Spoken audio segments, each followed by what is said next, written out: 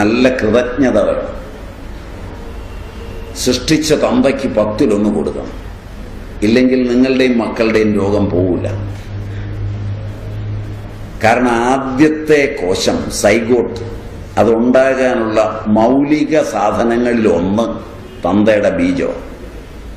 അതില്ലെങ്കിൽ നിങ്ങളില്ല. വൈദ്യശാസ്ത്രവും നിങ്ങളുടെ പഠിത്തവും നിങ്ങളിന്നിട്ടിരിക്കുന്ന കളസമൊന്നുമല്ല ജീവിതം. ഇതിൻ്റെ മൗലിക വസ്തു ആദ്യത്തെ സൈഗോട്ട്. അതിനൊരു നന്ദി വേണം. തന്തയെ തെറിവിളിക്കരുത്, ദുഃഖിപ്പിക്കരുത്. കയ്യിലുള്ളതിൻ്റെ 10-1 കൊടുക്കണം. എല്ലായ്പ്പോഴും ഉണ്ടാക്കുന്നതിൻ്റെ 10-1 തന്തയ്ക്കുള്ളതാണ്. കൊടുത്തില്ലെങ്കിൽ കൊണ്ടുപോയി കൊടുത്തിട്ട് വന്ന് മരുന്ന് വാങ്ങിച്ചാൽ മതി. വളരെ ശ്രദ്ധിച്ച്. കൊടുത്തില്ലെന്നതോ പോട്ടെ, തന്തയെ തെറിയും കൂടെ വിളിക്കുകയാണെങ്കിൽ മരുന്നൊന്നും കഴിക്കണ്ട, പെട്ടി വാങ്ങിച്ചു വെച്ചാൽ മതി.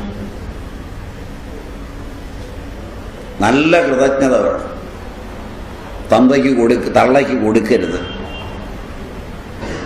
കാരണം തള്ള തന്തയുടെ 1000 മടങ്ങ് ഗൗരവമുള്ള ഗുരുവാണ്.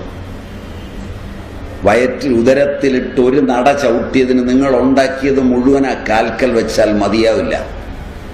തന്ത ശപിച്ചാലും തള്ളയൊന്ന് ചിരിച്ചാൽ മാറും.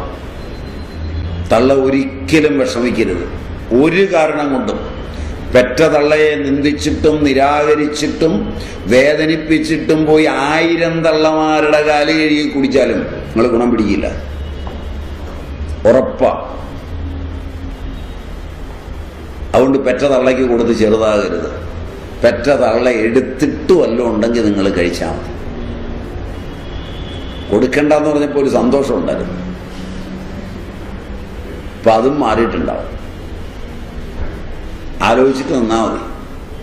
ഇത്രയും കൃതജ്ഞത പോരാ കൃഷിക്കാരോട്. കാരണം ഭൂമി നിലനിർത്തുന്നത് അന്നമാണ്.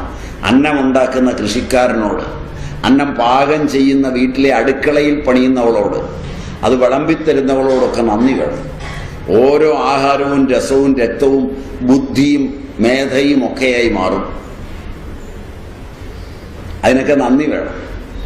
ഉടുത്തൊരുങ്ങിയവനെയും കമ്പ്യൂട്ടർ എഞ്ചിനീയറെയും ഒന്നും കണ്ടിട്ട് എഴുന്നേറ്റില്ലെങ്കിലും കുഴപ്പമില്ല. അന്നം തന്നവനെ കണ്ടാൽ എഴുന്നേക്കണം, ബഹുമാനിക്കണം. ബഹുമാനിക്കാൻ പിള്ളേരെ പഠിപ്പിക്കണം. അവൻ്റെ പ്രായം നോക്കാതെ പേര് വിളിക്കുകയും എടാന്ന് വിളിക്കുകയും ഒന്നും ചെയ്യരുത്. അവനുള്ള അവകാശങ്ങളും കൊടുക്കണം.